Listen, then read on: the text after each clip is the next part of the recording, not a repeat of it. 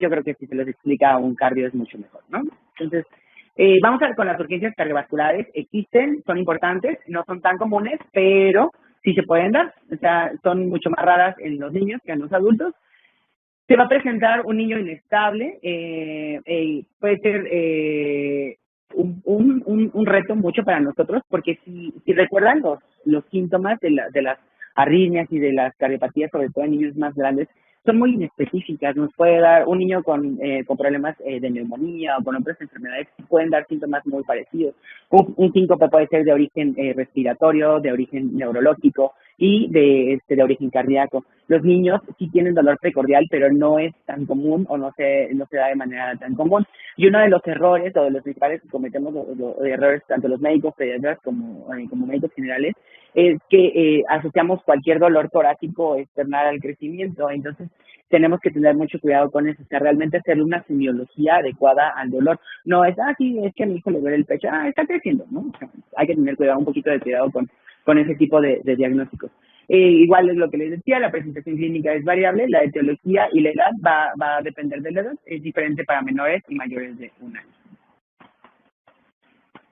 Las causas pueden ser congénitas, estructurales, cualquiera de las que ya le dijo, de las que ya ven con la doctora Patti, que sobreviva por arriba del año, puede presentar una urgencia o puede representar una urgencia cardiovascular. Evidentemente también las cardiopatías congénitas en los neonatos, en los menores de 1 año, van a ser una emergencia cardiovascular, ¿ok? Pueden ser adquiridas y puede haber anomalías de la conducción o del impulso cardíaco, que son las arritmias que ya vimos.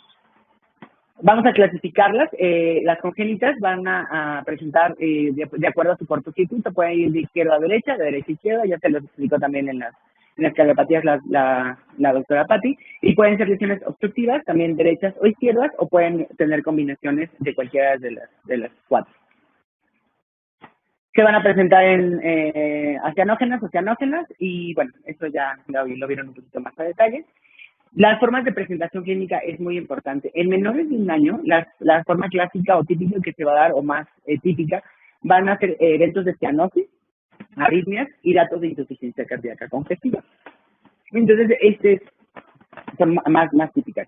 Y en los niños más grandes, o sea, posterior a 1 año, van a presentarse, o se pueden presentar desde un principio, con choque cardiogénico, o sea, muchas veces va a llegar el niño con datos de choque cardiogénico y no tenía antecedente de ninguna otra cosa. O sea, se puede presentar como primer síntoma.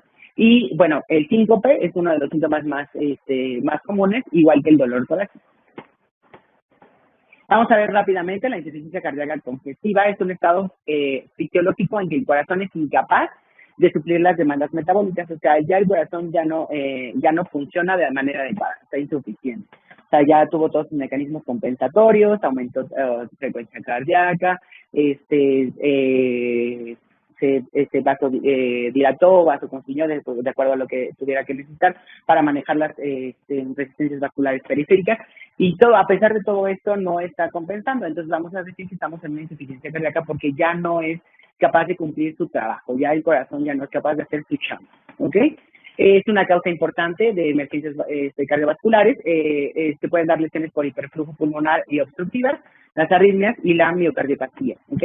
Si nos ponemos a ver todas las patologías o todo lo que les he referido, su estado más crítico o final va a ser una insuficiencia cardíaca. Al fin y al cabo, el corazón va a desgastar estos mecanismos compensatorios y va a terminar en una insuficiencia cardíaca, ¿ok? Una de las causas que puede presentarse es la anemia. Cuando tenemos un paciente con anemia tan importante, se dice que tiene un core anémico, y es precisamente porque debido a la anemia, ya no es que el corazón no funcione, o sea, el corazón a lo mejor tiene un funcionamiento normal, pero el problema es que ya no tiene como que transportar, o ya lo que está transportando no tiene la eficacia y da datos clínicos de insuficiencia cardíaca, y es lo que llamamos un core anémico, ¿okay? ¿Qué nos va a presentar? En niños más pequeños, irritabilidad, sobre todo es uno de los principales datos en pequeñitos más pequeños. Fatiga, problemas a la alimentación y falta del progreso ponderal. Es un niño que está irritable, está todo el tiempo cansado, no quiere comer y sobre todo no está ganando peso, ¿ok? No hay fallo en el medro, o sea, fallo en el crecimiento. Se presentan como taquicardia, taquipnea, diaforesis y cianosis. Todos estos son mecanismos compensatorios del corazón para asegurar la precarga y la poscarga, ¿ok? Entonces es muy importante. Y el diagnóstico diferencial es el síndrome de Brugada, que es una arritmia. Las etiologías, rápido, cortocircuito, miren, todas las que les presentó la doctora Pati, CID, reducción de grandes arterias, ventana aortopulmonar, canal AB, ventrículo único sin estenosis, eso es cortocircuito.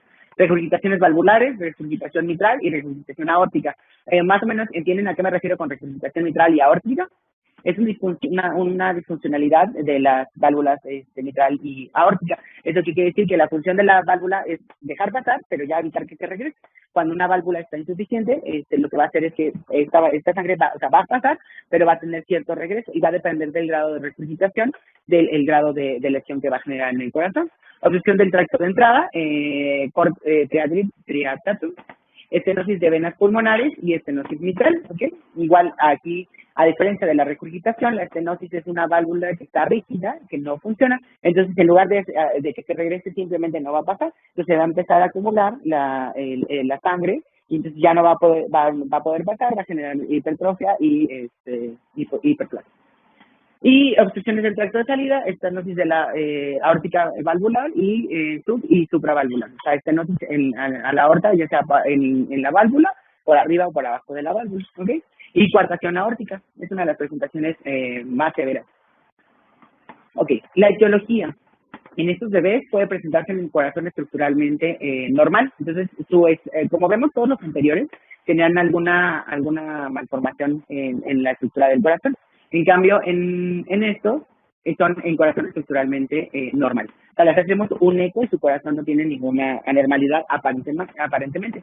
Pero se va a dar en miocardiopatías, miocarditis, infarto agudo del miocardio, valvulopatías adquiridas, o sea, la válvula se va a afectar después, o sea, era un corazón normal y por algún motivo se afectó esta válvula, hipertensión arterial, la enfermedad del Kawasaki, que esta enfermedad la vamos a ver en infecto, es una enfermedad muy bonita de estudiar, muy fea para los pacientes, pero es una enfermedad que genera principalmente daño en las coronarias, ¿ok? Y bueno, las arritmias, cualquier arritmia es un corazón estructuralmente sano. Y las de origen no cardíaco, como les decía, la anemia, con un coro anémico, la sepsis, la hipoglucemia va a generar también puede generar una insuficiencia cardíaca, endocrinopatías, que haya una fístula auriculoventricular, falla renal y distrofia muscular. Es una tabla un poquito más amplia de las etiologías según la edad del paciente. En el recién nacido, la principal causa van a ser arritmias, las cardiopatías congénitas, disfunción miocárdica, esta secundaria a cualquiera de sus orígenes, asfixia, sepsis, hipoglucemia, miocarditis, malformaciones arteriovenosas y anemia grave. En el lactante, las arritmias, si se dan cuenta, las arritmias se pueden presentar en cualquier edad, van perdiendo como la incidencia. Si vemos en recién nacido lactante, las tenemos en número 1, pero si ya vemos en niños y adolescentes, pasan a un quinto lugar. Entonces vamos a ver que cardiopatías en lactante también se pueden presentar y decir, bueno, pero era más en recién nacidos. Sí, es más en recién nacidos, pero se puede dar, incluso podemos encontrar cardiopatías congénitas no detectadas en adultos. ¿Alguien sabe cuál es la cardiopatía congénita que se presenta en adulto y puede ser una de las causas de muerte súbita del adulto? CIA, precisamente, la CIA es una de las causas principales de muerte súbita en el adulto. En el adulto es el típico futbolista que vemos que muere en pleno partido, probablemente tenga una CIA y le va a generar un problema mucho más adelante, aunado a múltiples factores, pero uno de los factores es la CIA, ¿ok? La enfermedad de Kawasaki es muy importante, por eso es muy importante que se haga el diagnóstico. Cuando vean el infecto, pónganle mucha atención, porque es una de las patologías que podemos nosotros evitar el daño, ¿ok? Con un diagnóstico temprano. Y sobre todo que tenemos como un periodo, ¿no? Un periodo de ventana para iniciar el tratamiento y que si excedemos este periodo de ventana, va a generar este tipo de lesiones. La hipertensión arterial aguda, sepsis, sí hay lactantes con hipertensión, sobre todo en pacientes nefrópatas, ¿ok? Y, sepsis y algunos otros como fibromatosis endotárdica, enfermedades del depósito, esos ya son mucho más raros. En los adolescentes, aquí ponen fiebre reumática como la principal causa, ahí tendría un poco mi duda, pero vamos a dejarlo como la principal causa porque la literatura así lo refiere, entonces tengan en cuenta así. Miocarditis viral, endocarditis bacteriana, pericarditis, otra vez nos encontramos con las arritmias y con las cardiopatías congénitas, hipertensión arterial, igual en niños y adolescentes es raro que encontremos una hipertensión esencial o primaria, entonces siempre seguramente es de origen renal o alguna otra enfermedad. El hipertiroidismo, enfermedad pulmonar aguda crónica, niños que tienen neumonías recurrentes que generan fibrosis, generan hipertensión pulmonar y esto nos va a generar ya alguna enfermedad pulmonar aguda y enfermedades neuromusculares. ¿Qué vamos a hacer con los niños? Ya les he hecho todo el choro de por qué suceden, por qué se dan, cómo se van a ver, pero ¿qué vamos a hacer con estos niños? ¿Cuál es el tratamiento? Reposo, es muy importante, el corazón está cansado, el corazón ya no puede más, ya dice ya no quiere trabajar, entonces si tenemos un niño que lo estamos sometiendo a estrés, no me refiero a estrés escolar o cualquier tipo de estrés, infecciones, fiebre, cualquier otra, entonces tenemos que quitar este tipo de factores que están influyendo. Restricción de volumen y sodio, hay que darle menos carga al paciente, vamos a disminuir la precarga. Y bueno, la alimentación, aporte calórico adecuado, una alimentación fraccionada. Si recuerdan o ven dentro de la presentación clínica que van a tener estos pacientes, sobre todo en lactantes y neonatos, va a ser un niño que se cansa a la hora de estar tomando sus alimentos. Es un niño que te llega a la mamá, ay doctor, ¿sabe qué es que le estoy dando de comer? Y se me queda dormido, se pone cianótico, o ya no quiere comer porque está letárgico, ¿ok? Ese es un dato, se cansan. Entonces tenemos que hacer la alimentación más fraccionada, igual es como parte de medida para el reposo, ¿ok? Y la vía de alimentación, muchos de estos niños es tan importante o tan severa su insuficiencia cardíaca que hay que alimentarlos por sonda para evitarle el esfuerzo de tener la succión o la masticación y la deglución. Eso genera un gasto importante y aumenta el gasto cardíaco. Entonces tenemos que valorar si es necesario cambiar la vía de alimentación, no suspenderlos, es muy importante. Tenemos que tenerlos con adecuada nutrición, vean, aporte calórico adecuado. Entonces podemos hacer una vía de alimentación, puede ser enteral, y incluso si ya de plano el niño está en estadios muy graves, puede ser parenteral. Pero siempre tenemos que asegurar el aporte calórico. Vamos a utilizar diferentes fármacos y, bueno, en estados muy graves, la cirugía. Ahí se nos puso muy verde la situación, pero bueno. El manejo farmacológico, tenemos ¿qué es lo que tenemos que intentar reducir? La poscarga. Podemos intentar reducir la poscarga, reducir la precarga, mejorar el inotropismo. ¿Alguien sabe qué es el inotropismo? La fuerza de contractilidad, ¿ok? Entonces tenemos medicamentos para eso. Podemos ayudar con una inhibición simpática y prevención de la remodelación miocárdica. Fue muy rápido, pero realmente no tiene caso que entre mucho a los medicamentos que vamos a utilizar en la insuficiencia cardíaca. ¿Por qué? Porque para disminuir precarga y poscarga tenemos mucho, nada más. En los inotrópicos, ¿alguien conoce o sabe de algún inotrópico que podemos utilizar? En un paciente grave que está hospitalizado.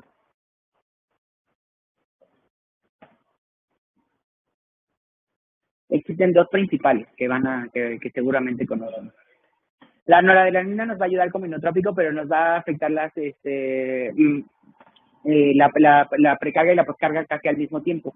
Entonces lo que queremos es mejorar. La dobutamina, a pesar de que es que ayuda más a las resistencias vasculares periféricas, funciona como inotrópico, al igual que la dopamina. ¿Ok? Tenemos otros inotrópicos más avanzados, como la milrinona, pero no lo encuentras tanto en los hospitales. ¿Ok? Vamos a pasar a cianosis, porque es una urgencia cardiovascular, así como tal, cianosis, ¿ok? Entonces, la coloración azul de piel y mucosa, que se presenta con hemoglobina reducida de 3 a 5 gramos por decilitro, puede ser central o periférico.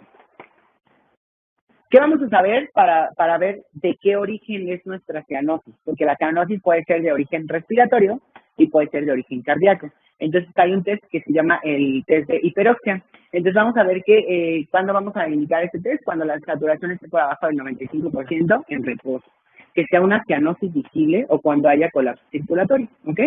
El procedimiento, lo ideal es que lo hagamos con una gasometría arteriosa preductal. ¿Se puede hacer el test de hiperoxia con oxímetro de pulso? Sí, pero su sensibilidad y su especificidad es muy baja. Entonces, lo ideal, o como se debe ser y como está descrito, es con gasometría, ¿ok? Entonces vamos a ver que ya tomamos la gasometría preductal con un aporte de CO2 al 100%, y si la PaO2 es, perdón, para arriba de 200 milímetros de mercurio, hay que descartar, este ya descarta por completo la cardiopatía congénita, pero, pero no acianótica, ¿ok? Aquí creo que, a ver, otra vez. Si la PaO2 es por arriba de 200 miligramos de mercurio, vamos a descartar la cardiopatía congénita cianótica, ¿ok? Pero no nos descarta una cardiopatía acianógena, ¿ok? Si la PO2 está entre 50 y 150 milímetros de mercurio, sugiere que puede haber una cardiopatía, pero con una mezcla total y sin restricción del flujo pulmonar, ¿ok? Todas estas son las patologías que se pueden presentar. Y si la PaO2 es menor de 50, indica que es una cardiopatía congénita con circulación en paralelo o una lesión mezcla y restricción del flujo pulmonar, o sea, una cardiopatía cianógena, ¿ok? Es muy importante esta parte de aquí porque esto nos puede, porque en nuestro tratamiento, en un paciente que responde al test de hiperoxia, tiene dos orígenes. O es una cardiopatía no cianógena o acianógena, o es un problema respiratorio. Entonces nuestro tratamiento puede incluir oxígeno en su tratamiento. ¿Por qué? Seguro ahorita ya les explico la doctora. ¿Qué pasa? Las cianógenas son dependientes de conducto. El oxígeno que hace nos cierra el conducto, ¿ok? Entonces, en una cardiopatía que es acianógena, que no es dependiente de conducto, entonces podemos utilizar oxígeno sin ningún problema. Pero si tenemos una cardiopatía que sospechamos que por el test de hiperoxia es dependiente del conducto, no podemos utilizar oxígeno más que al 21%. En caso de que tenga alguna patología pulmonar muy importante asociada, bueno, tendremos que valorar, pero de primera intención tenemos que utilizar el FIO al 21%. Como les decía, podemos ocupar el oxímetro de pulso, pero es inadecuado porque la interpretación no es adecuada. Tendríamos que ver muchas condiciones, si el oxímetro está bien colocado, si está con adecuada pila, si no tiene ningún problema, si el niño no se está moviendo, o sea, realmente no se recomienda, siempre se recomienda que esté en la gasometría.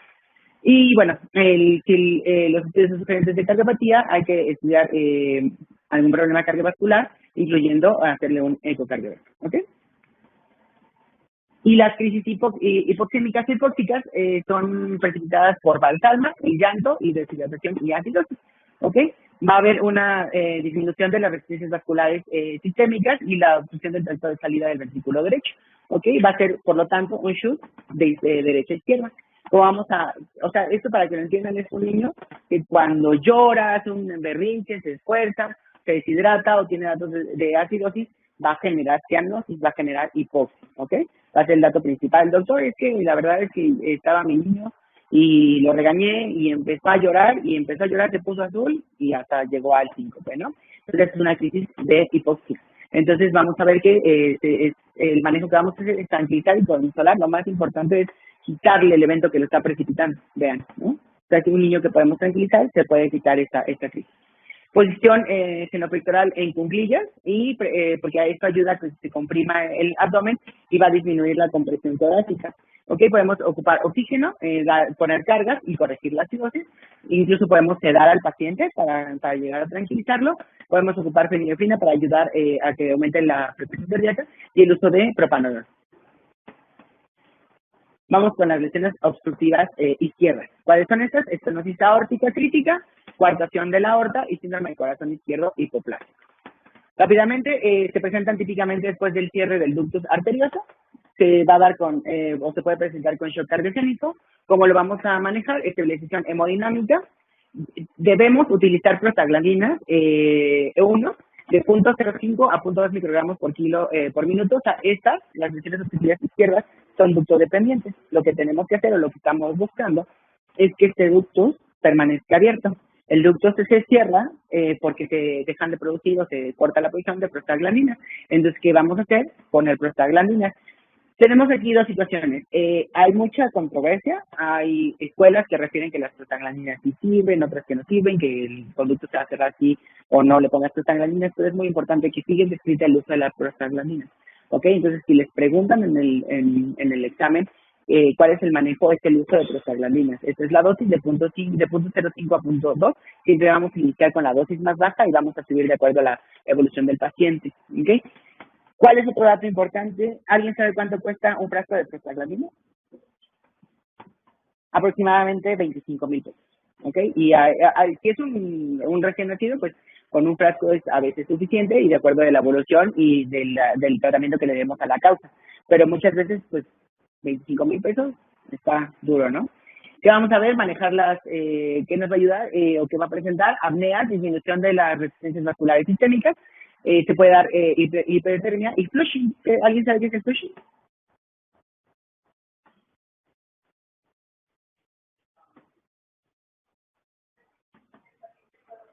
¿Perdón? Exactamente, ese es el flushing. Es la coloración rojiza repentina del paciente. Entonces, eso es es uno de los datos que puede presentar o la hipertermia. ¿Okay? En pacientes que tengan datos de sepsis, se va a asociar con la pérdida de volumen. ¿Okay? Otra de las patologías muy importantes y mortales es la coartación de la aorta. Representa del 8 al 10% de las cardiopatías congénitas. Igual que casi todos los congénitos, los hombres estamos fregados porque es más, se da más en hombres que en mujeres con una relación 2-1. Es un estrechamiento de la aorta descendente. La gravedad de la presentación va a depender del grado de estenosis y los efectos que estén asociados.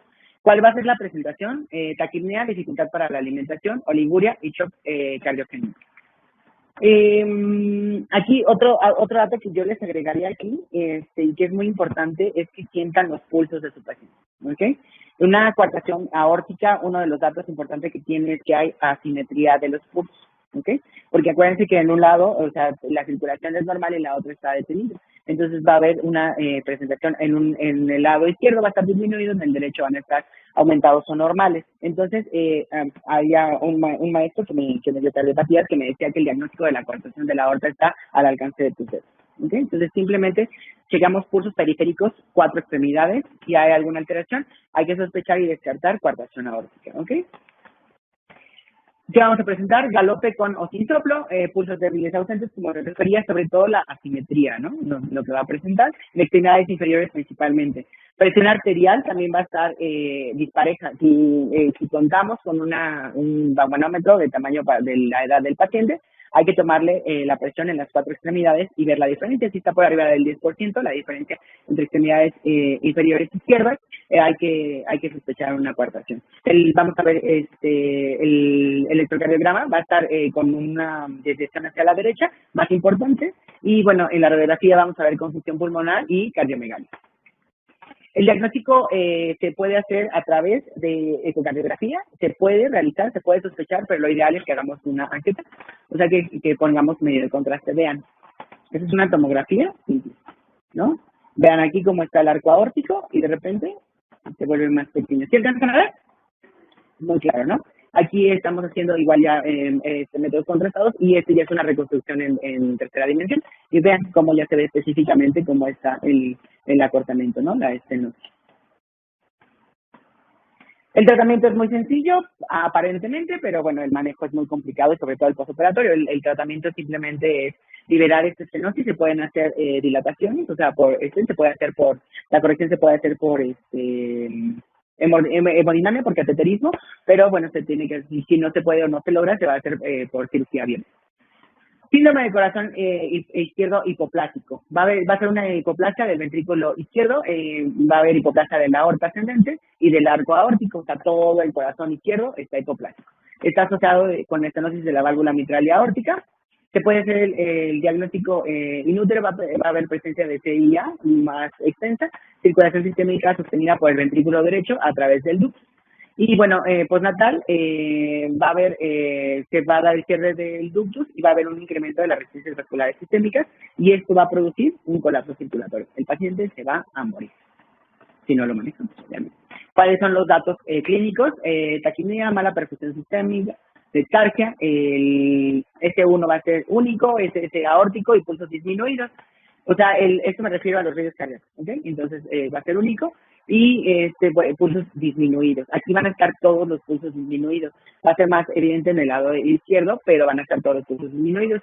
En el electrocardiograma va a haber crecimiento auricular y ventricular izquierdo. Va a haber crecimiento izquierdo. Y en la radiografía lo único que podemos observar es la cardiomegalia. La estenosis aórtica crítica representa el 6% de las cardiopatías congénitas. Del 10 al 15% de este 6% va a ser severa. Se va a presentar otra vez hombres a 4:1.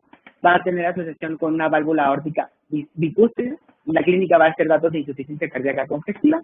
Frémito, un ruido más rudo, irradiado, se va a irradiar al segundo y cuarto espacio intercostal, va a ser de grado 2 a 4 de 6. Sí, más o menos identifican los soplos, más o menos, es el soplo que está presentando. ¿Cuándo es grado 1, cuándo es grado 2, cuándo es grado 3, cuándo es grado 4? No, bueno. Un soplo grado 1 es un soplo que tiene diferencia interpersonal, o sea, solamente inter y intrapersonal. Eso quiere decir que yo voy, lo escucho, y en este momento escucho el soplo.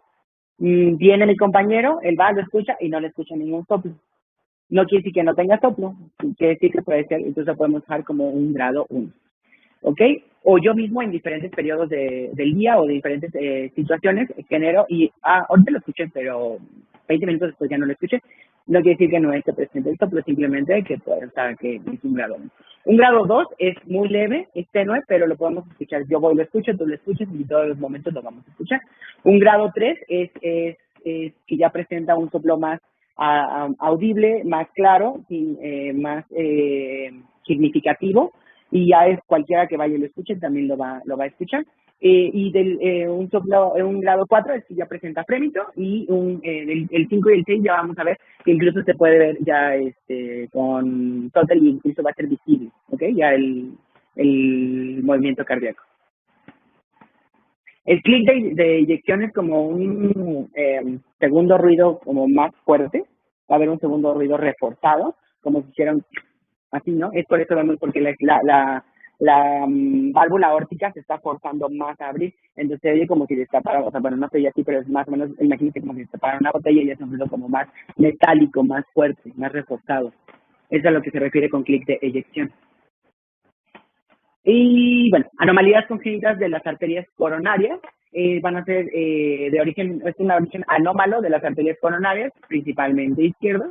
Y bueno, desde la arteria pulmonar se va a haber disminución de las restricciones vasculares periféricas, se va a dar principalmente en el tercer mes, y va a haber una disminución de la perfusión del ventrículo izquierdo. Se puede dar datos de angina o infarto. La presentación clínica va a ser irritabilidad, llanto, palidez, especialmente postprandial.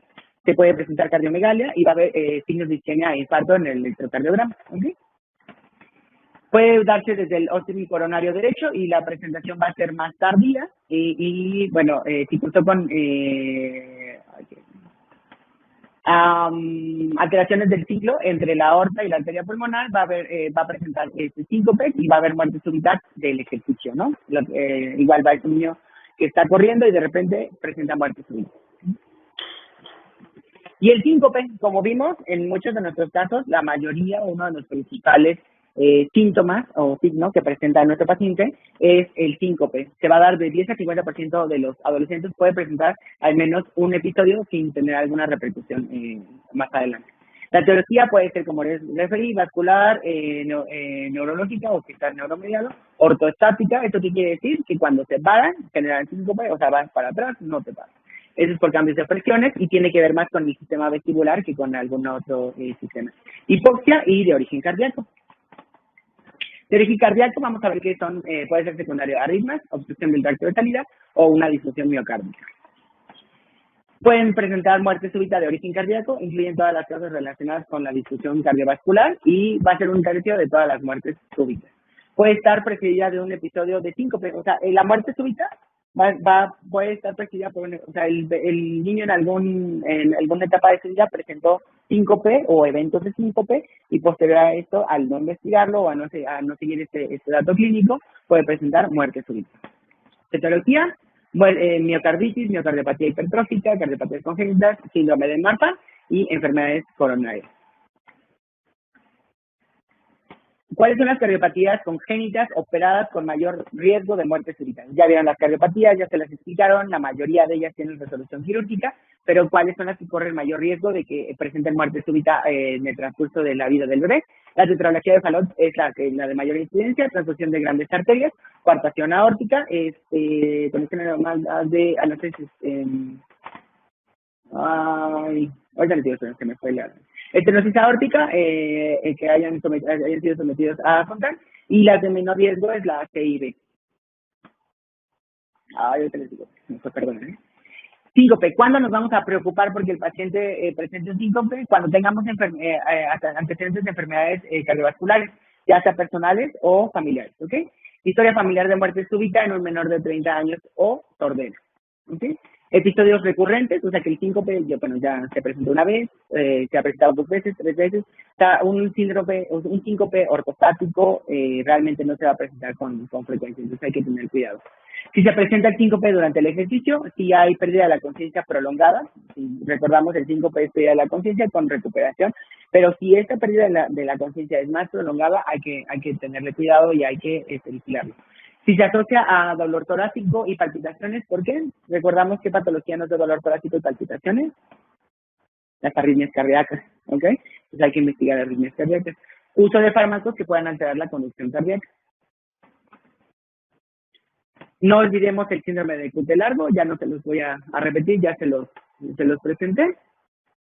Y bueno, aquí les dejo la formulita de Batet, por si no se acuerdan cómo calcular el QT corregido, que va a ser, vamos a medir el QT, lo vamos a dividir entre la raíz cuadrada de RR. En niños y adolescentes, normal es que sea de 0.46, que estamos en el límite de la normalidad, entre 0.44 y 0.46, y ya por arriba de 0.44 también va a ser anormal. Y ya en hombres y mujeres nos vamos a ir a una media de 0.45, lo que estaría, ¿no? Y bueno, de las adquiridas, de las que podemos, urgencias que son adquiridas, inflamación del miocardio, generalmente es la miocarditis, perdón, va a ser asociada a síntomas gripales o gastrointestinales. Puede ser asintomático en cuanto a lo cardiovascular, pero puede presentar dolor torácico, presentar síncope o alguna arritmia cardíaca. Pueden debutar de manera fulminante, o sea, pueden presentarse de manera fulminante y desde un inicio debutar como choque cardiogénico.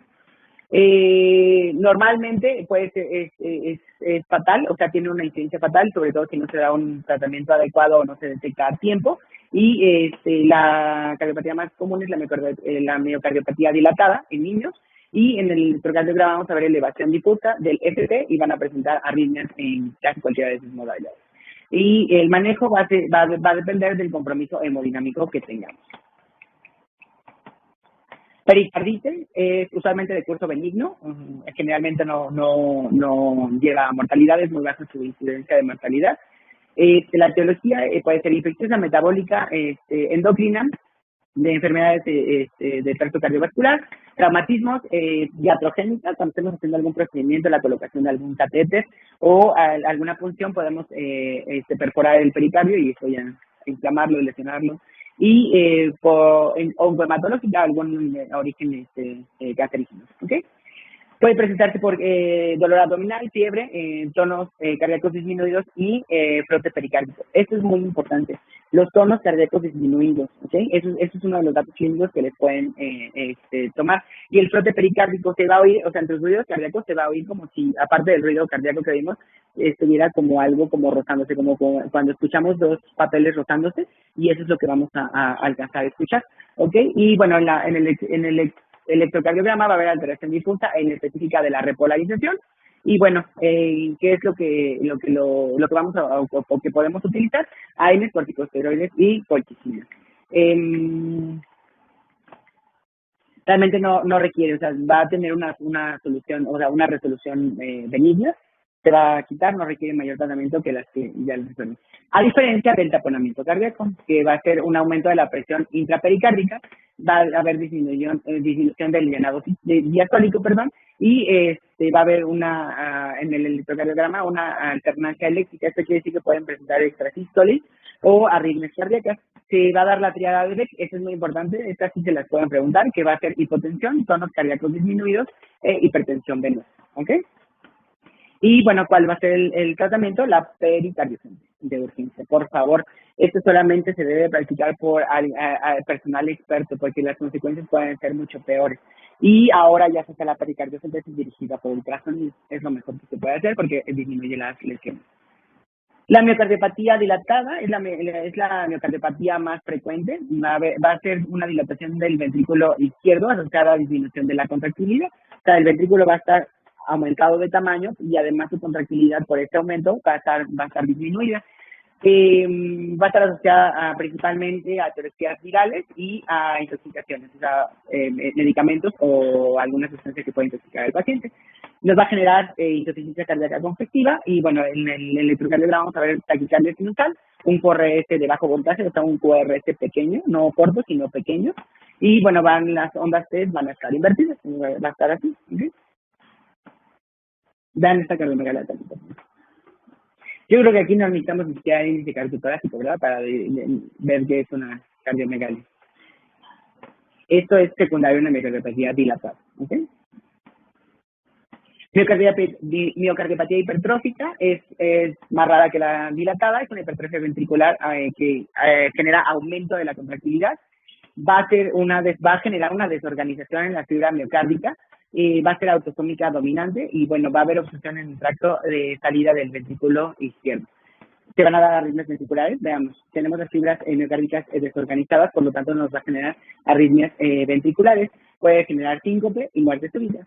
El precordio se va a sentir como hiperdinámico, va a ser activo, lo vas a tocar y vas a sentir un precordio hiperdinámico, va a haber va a haber soplos, puede ser o lo sistólico o regurgitante, y, bueno, el pulso puede estar normal o disminuido. Es muy importante, por ejemplo, en pacientes neonatos. Una de las causas de la miocardiopatía hipertrófica es la diabetes materna, la diabetes gestacional. Una de las cardiopatías asociadas a la diabetes es la miocardiopatía hipertrófica. La disección aórtica va a ser muy rara en niños, tiene una asociación con enfermedades de tejido conectivo, el síndrome de Marta.